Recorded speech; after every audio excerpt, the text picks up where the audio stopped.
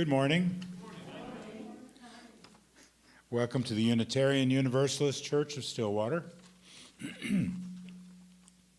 We are a diverse religious community seeking spiritual experience and all forms of knowledge in an atmosphere of acceptance, love, and respect.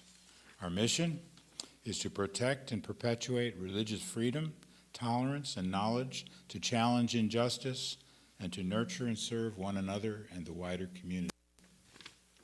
This morning, our service leader is Reverend Mark Christian, and we have musicians. Well, first of all, Koontz is our piano player, and we have an ensemble of Donald Brown, Pam Brown, Barbara Red, Saloha, and Tana Prete. We have a story today from Scott Fraser. I'm sure everyone's looking forward to that. I am.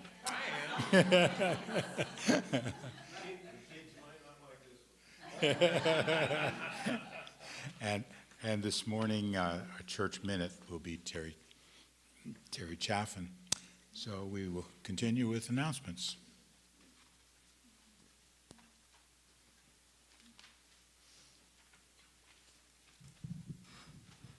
After the service, please join us in the social room for refreshments and conversation. The Storytellers group is scheduled to meet today after social time, as they do each fourth Sunday. Participants share their stories, written, oral, or anything else, and sharpen their storytelling skills. Feel free to join them. Next Sunday's sermon will be provided by Reverend Mark Christian. His sermon title will be, "Where Are We Going?" He will try to predict the future, or speculate at least.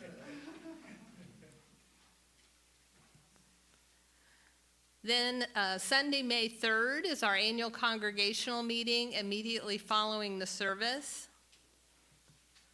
At the meeting, we will be voting on 4 officers for our Board of Trustees: President, Vice President, Treasurer, Clerk, who each serve a 1-year term, plus a trustee who will serve a 3-year term. We will elect 1 person for the Endowment Committee for a 2-year term, and 3 people to serve on next year's Nominating Committee, and that is a 1-year term. Though people do tend to keep doing that for a long time. I wouldn't be on that committee. Sorry, that was too much information. TMI, sorry. If anybody's interested, certainly contact Doug or myself or Rebecca and let us know, and we will be contacting others to ask you to serve. And that they will.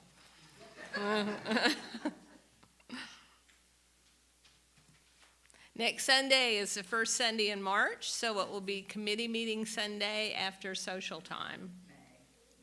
What did I say? March? Let's start with an M, so there you go. Can't read. If you have an announcement, they are not handy. We will find a microphone for you if you want to come up and make an announcement.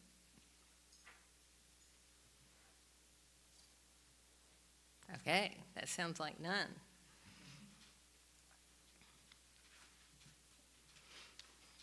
What goes on downstairs after we sing "Go Now in Peace"? The children's program starts out in the piano room singing "Come Sing a Song with Me." We have candle lighting and sharing. We sing "Spirit of Life" and then move to the classroom.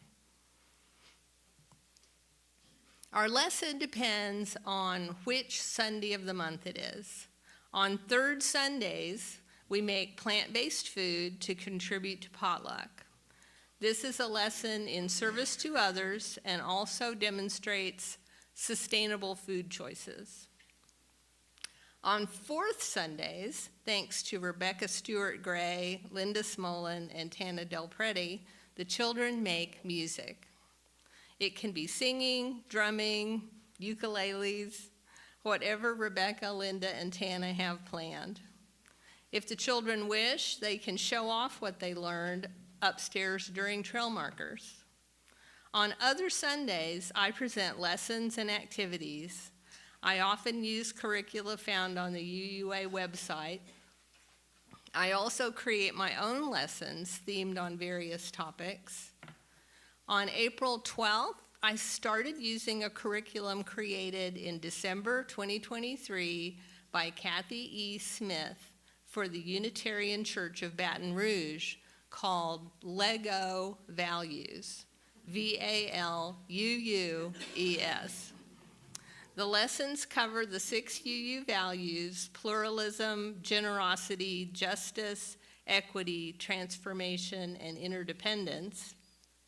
In addition, there are lessons on love at the center of what we do, the word covenant, compassion and kindness, and fun. Of course, each lesson includes an activity using Legos. I use Lego Duplo, the larger ones, so a child of any age can participate. Thank you to Roger Tuller and the Religious Education Committee for suggesting that the plans for each Sunday in the children's program be included in the monthly newsletter. Also, thank you to Donna Sinnis for posting interesting photos and descriptions of children's program activities on social media. A huge thank you to our youth, Evie Bell and Caleb Bell, for their leadership, maturity, and hands-on participation with the children. I love the mixture of ages and abilities, allowing us all to grow and learn together. Finally, to the children and the grown-ups who love them, we wouldn't have a children's program without you. Thank you for being here and allowing us to be a part of your lives.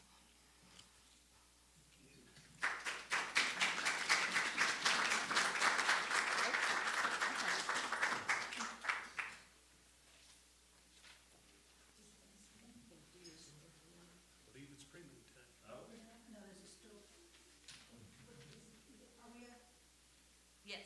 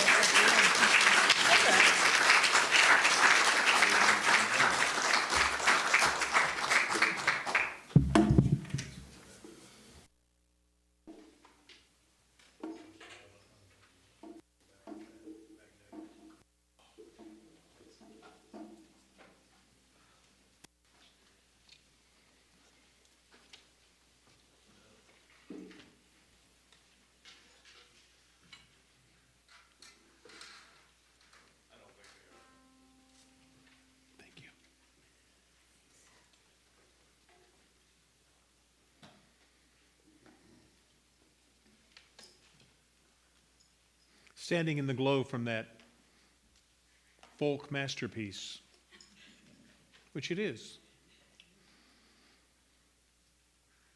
I'm reminded that we come together in this place to make it holy. It is our presence, our thoughts, our memories, and our very essences that come together that make this time what it is, that make it special and make it holy, and make this time and this space special beyond all definitions. Let us pause for a moment to consider that, to consider the holiness we have gathered here before us today.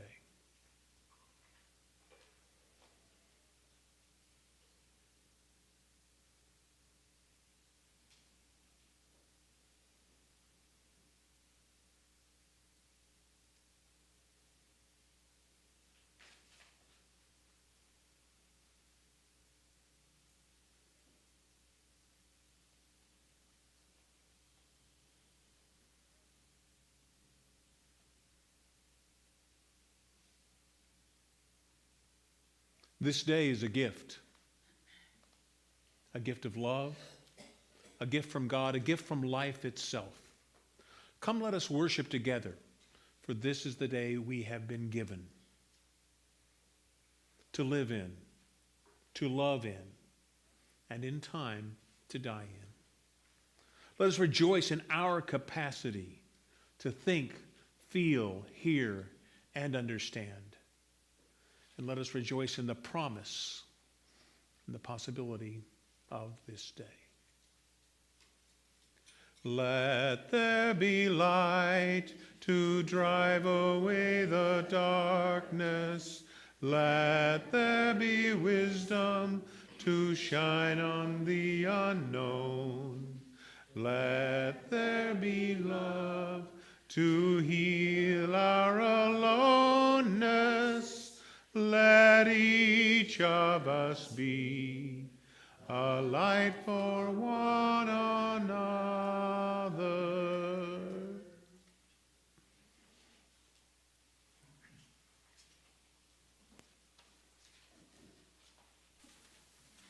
Our opening hymn is number 127, I Am That Great and Fiery Force. 27. 27. What did I say? 127.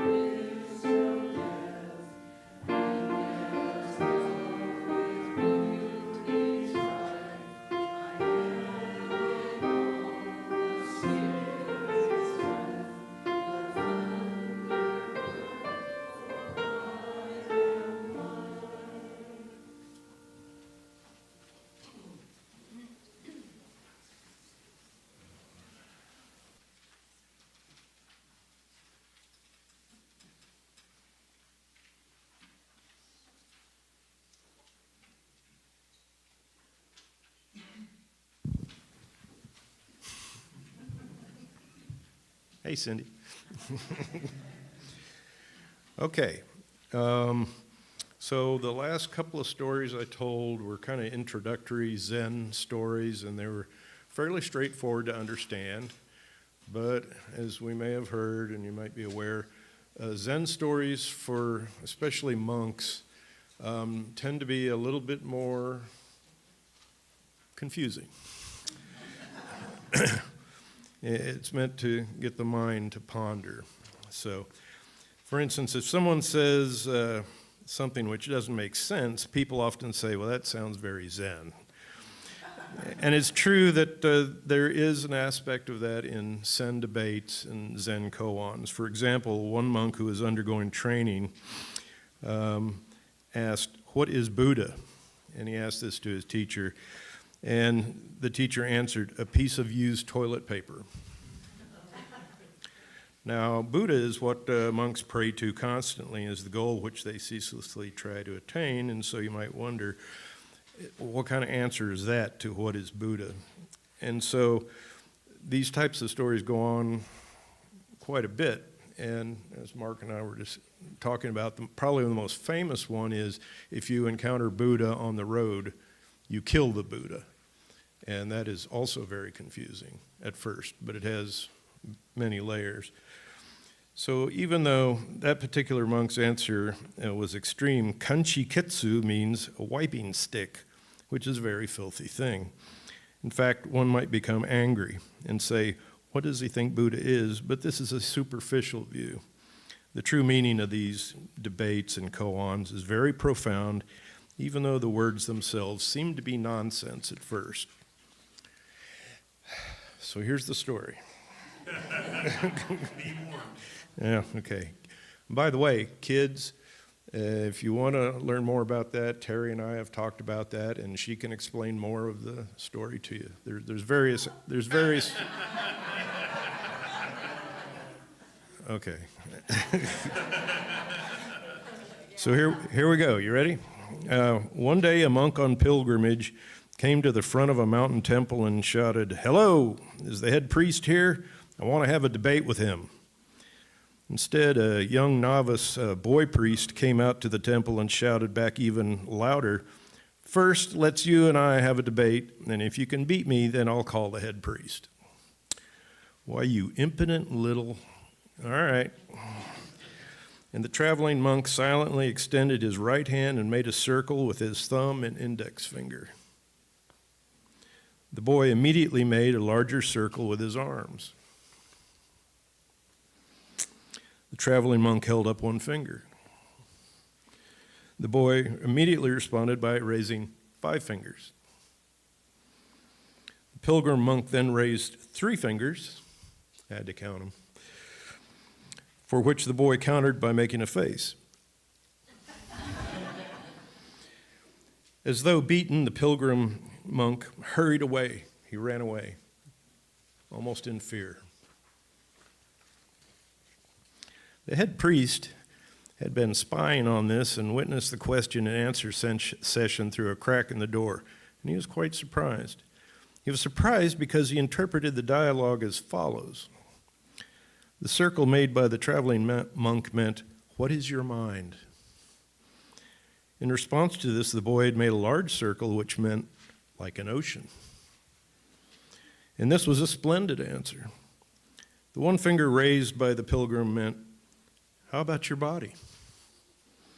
In reply, the young novice had raised 5 fingers, which signified the 5 Buddhist precepts: no killing, no stealing, no adultery, no lying, and no drinking. This again was a very suitable answer. The pilgrims raising 3 fingers represented the 3 great worlds which make up the entire universe. And the boy's making a face meant, "It is in front of my eyes." The priest who had interpreted the debate in this way thought, how strange. The boy can't have that much ability, can he? So calling out to the young acolyte, he asked, "What were you doing there?" This is the answer. The traveling monk must have heard that I was the son of a mochi rice cake dealer. Why? Because he made a small circle to say that my father's rice cakes were small. That's why I made a larger circle to show him that they're big.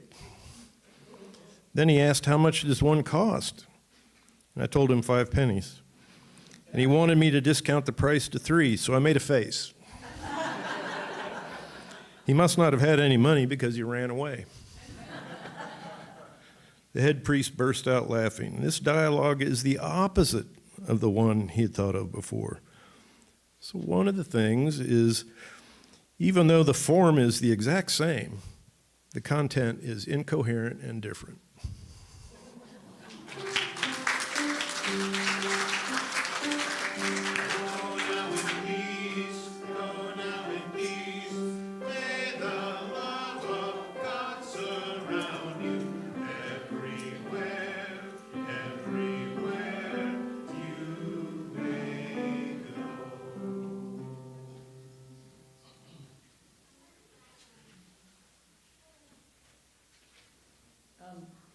What is the title of today's sermon?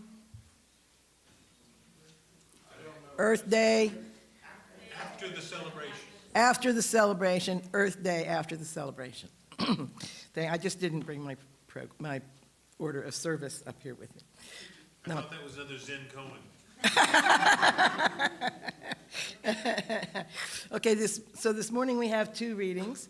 The first one is attributed to Chief Noah South. This we know, the earth does not belong to us, we belong to the earth. This we know, all things are connected like the blood which unites one family. All things are connected. Whatever befalls the earth befalls the sons and daughters of the earth. We did not weave the web of life, we are merely a strand in it. Whatever we do to the web, we do to ourselves. And the next reading is from Howard Thurman. Howard Thurman was a theologian, a peace activist. He's profoundly influential in the U.S. for the philosophy of nonviolence. And this is called The Work of Christmas. And Mark promised me that he would make all that clear. When the song of angels is stilled, when the star in the sky is gone, when the kings and princes are home, and when the shepherds are back with their flock, the work of Christmas begins. To find the lost, to heal the broken, to feed the hungry, to release the prisoners, to rebuild the nations, to bring peace among the brothers, to make music in the heart.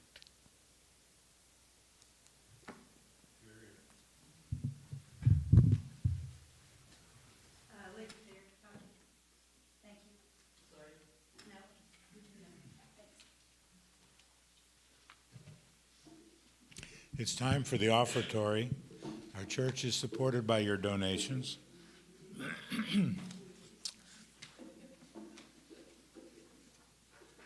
This month, we share our plate with CASA, court-appointed special advocates.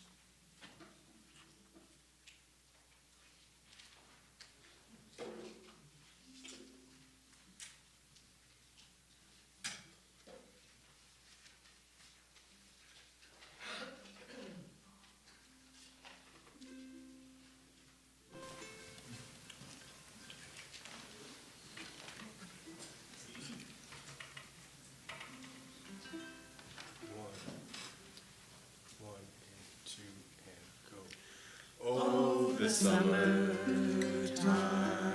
is coming, and the trees are sweetly blooming, and the wild mountain thyme grows around the purple heather. Will you go, lassie, go? And we'll all go together to pull wild mountain thyme all around the blooming heather. Will you go, lassie, go? I will build my love a bower by a clear and crystal fountain, and around it I will place all the flowers from the mountain. Will you go, lassie, go?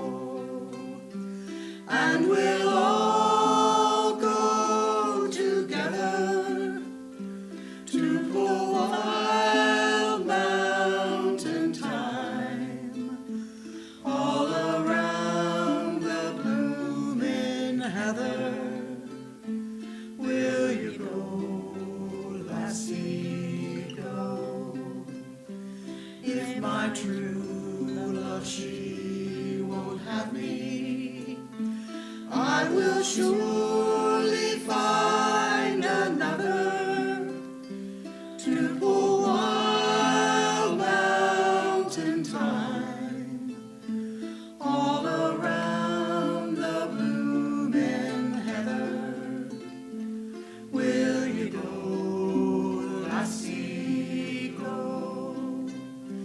And we'll all go together to pull wild mountain thyme all around the blooming heather.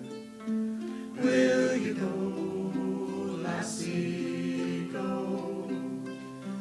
And we'll all go together to pull wild mountain thyme all around the blooming heather.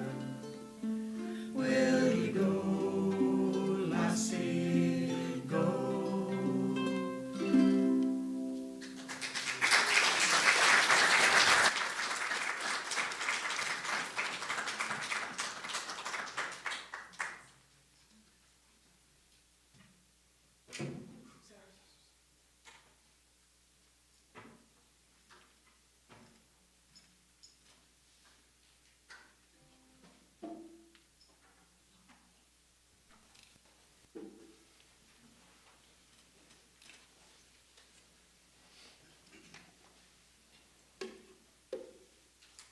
Thanks, Kimmy.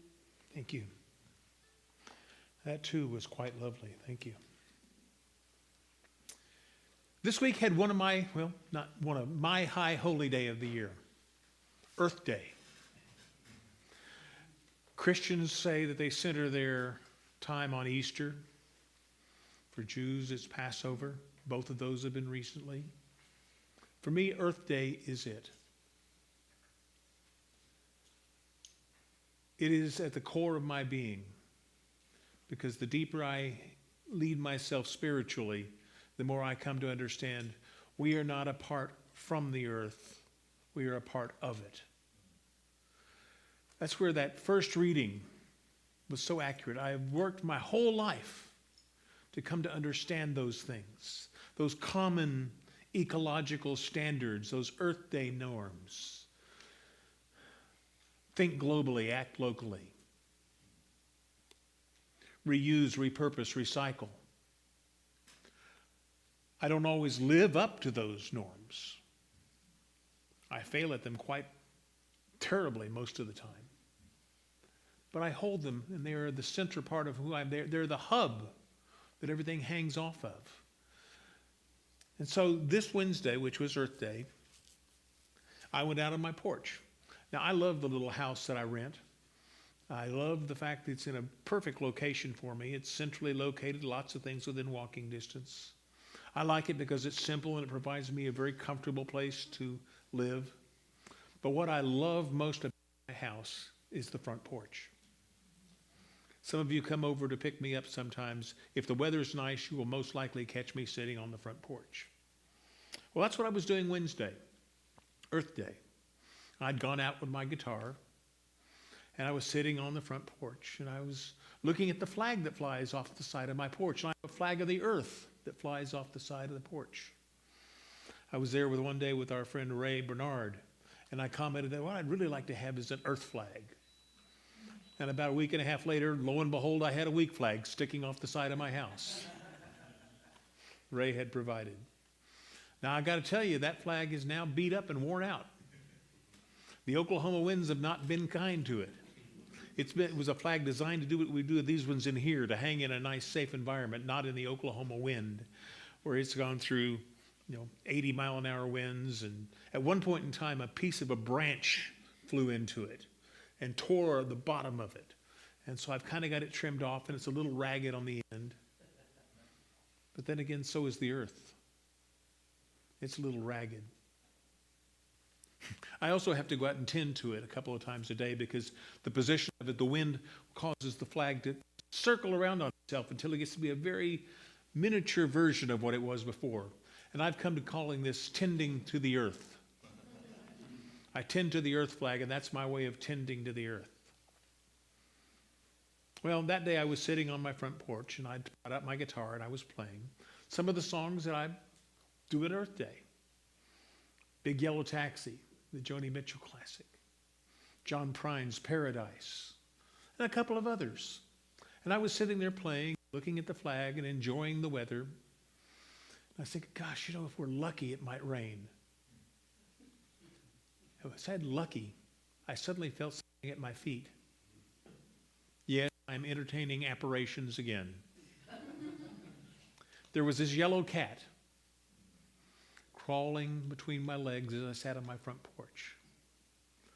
I've met him before. I don't know what his name is, but he answers to the name Lucky. See, he's got a bent over ear. Well, it's not really bent off. It's cut off the way they do stray males when they fixed them. Got a clipped ear. And he's got an eye that's not all together there. Kind of reminds me of myself. He walks with kind of a limp, but somehow he answers to the name. And I see myself in that apparition all the time. Well, this time he was winding between my legs. He stopped when I said Lucky and said, paid attention, looked at me in the way that cats will do. Sometimes you know that they're paying attention to you. He said, Earth Day, huh? And I said, yeah. Well, preacher said, he calls me preacher. I call him Lucky. He calls me preacher. We both have the same name. So, preacher, that's all nice. I love the songs that you sing. They're great Earth Day songs. And you've got your flag over there, and you know that it needs tending like the earth does, and you know that it's a little ragged on the edge like the earth is. Of something. He reminded me of the second hymn that Shiitake shared with us, the second reading that she shared with us, The Work of Christmas by Howard Thurman. He said, that Thurman piece you like so much? Yeah. He says, why don't you apply it to Earth Day? Busted. I said, yeah, how do I do that? How do I actually, in real life, tend to the earth? How do I actually, in real life, use the days I've been given to forward something I think is valuable and hope-filled and hopeful? The notion of solidarity for the earth. That's why I have this shirt on today. God bless the whole world, no exceptions. Not just the living parts of the world.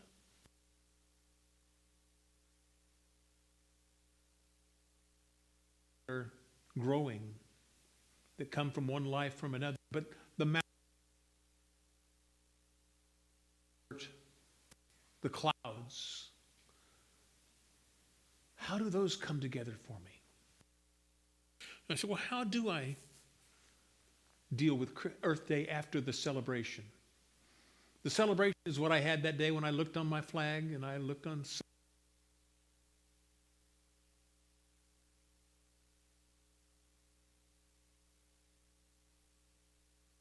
Well, I don't know. I'm doing what I can. He says, you're not doing what you do. But I've already got a pretty small print, largely to the fact that I lost my sight and can no longer drive. I don't maintain a car. And that's a big footprint. I try to keep my house at a reasonable temperature, but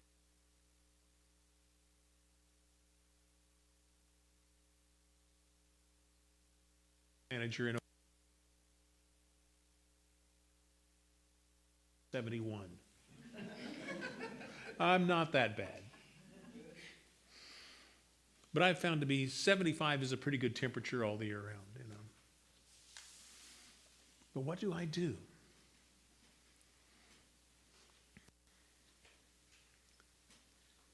I try to walk places to, again, narrow my footprint. And since I don't drive, I'm never in a car by myself. It's never one passenger in a car with me. Believe me, none of us want that. None of us. But I'll tell you this, that's how I broke my arm. I was walking down from paying my rent, and I was enjoying it and was trying to get in the feel of walking, really enjoying it, and I tripped on something and I went down and I busted my arm. So I busted an arm while walking. Hey, I'm the same guy who broke a foot while boxing once, so that's nothing unusual. That's another story. So what do I do? Well, that was also the day that Congress was considering opening up the boundary waters to copper mining, to send the copper to China and have it turned into something that they will send back to us. And that day I did go in and I called my senators. Well, I called their answering machines. Anyway. But that's not much.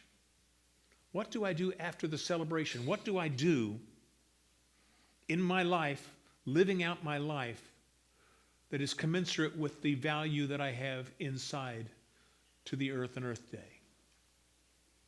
Now, one of these ideas that comes out of Christian theology is sacrament. I'm sure it's in other theologies too, but we learned it in Christianity. A sacrament is an outward sign of an inward grace. Well, that's what my flag is. My flag is an outward sign. As I said, I put that out back in July, thinking it would spawn some conversations. I don't get a lot of foot traffic, but I get some foot traffic in front of my house, and I've never had anybody say anything about it. I put it out there to make a spiritual statement that we are all on this thing together. And the flag in front of my house is such that with clouds, you cannot see a single national boundary. It is clearly the earth, but there are no boundaries other than the roundness of the semi-spheroid object which we live upon. An oblate object, I guess they call it. I also put it there because I'm showing my allegiance to something beyond city, state, or nation. I pledge allegiance to the earth, first and foremost. And I know flag protocol says that if you're flying things other than the American flag, they need to be below the American flag. But I guarantee you, if I had a flag big enough, a flagpole big enough, the earth flag would go above the American flag. Because it is what unites us all, not just by nation, but with all the things living, animate and inanimate, throughout the whole world. They all have a place. They all have a reason. They all have a purpose, which is to be.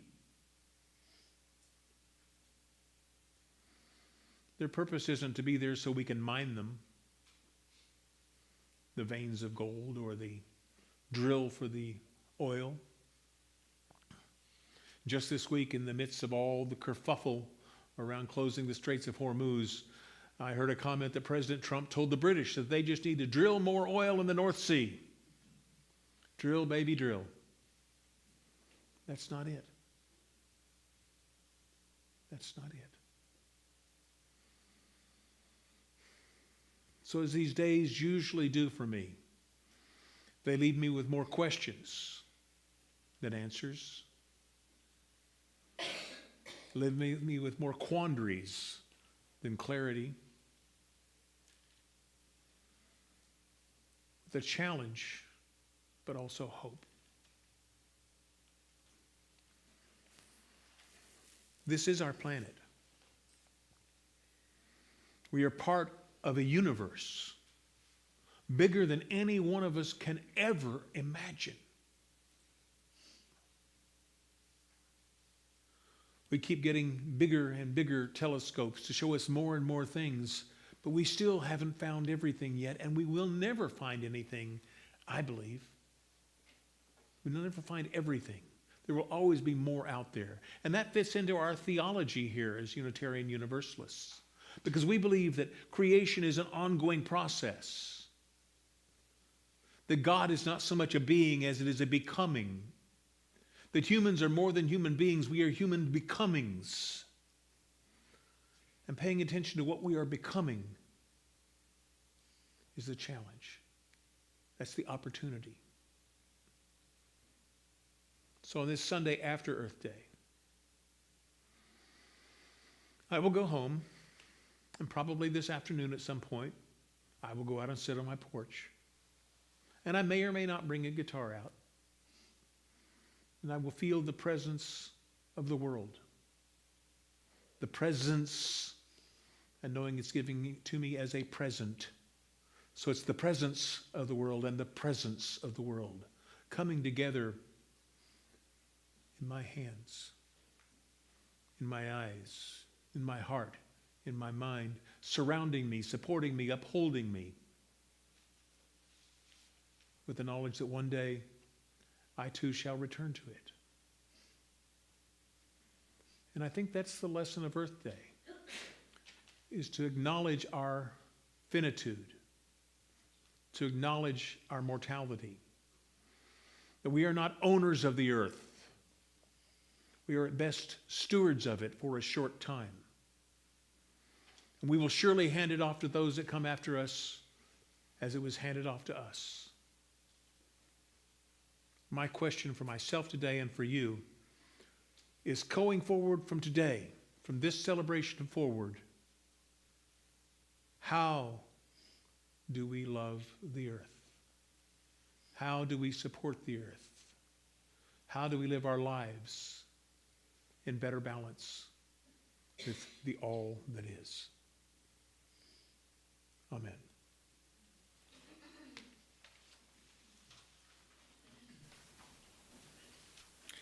Our next hymn is number 6,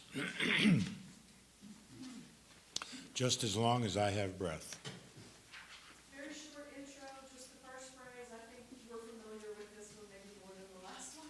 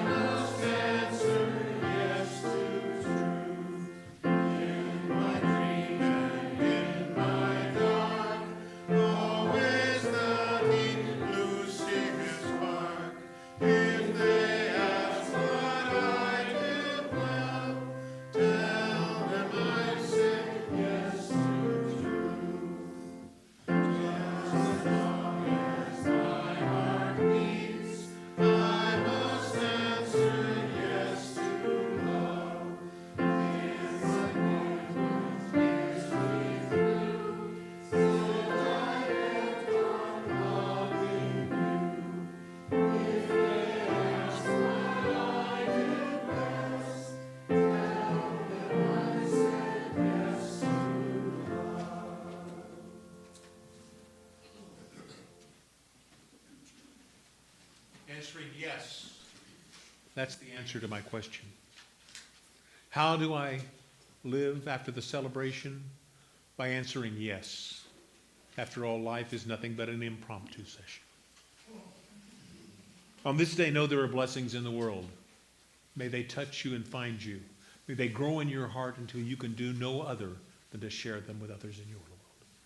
Amen.